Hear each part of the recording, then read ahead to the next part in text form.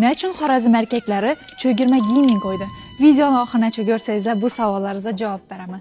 Dastlab faqat xonlar giygan cho'girmani Muhammad Rahimxon ikki hukmronlik qilgan davrina kelib, oddiy xalq ham giymaga qaragan. Xorazmni cho'l iqlimida yozda issida esa kallani salqin tutadigan konditsioner cho'girmalar qum bo'ronlari vaqtida ko'zni himoyalab ochki vazifasini ham bajargan bo'lib, uzoq safar atlangan karvon savdogarlari o'zlari bilan yostiq olib chiqishi hojat sezmaganlar.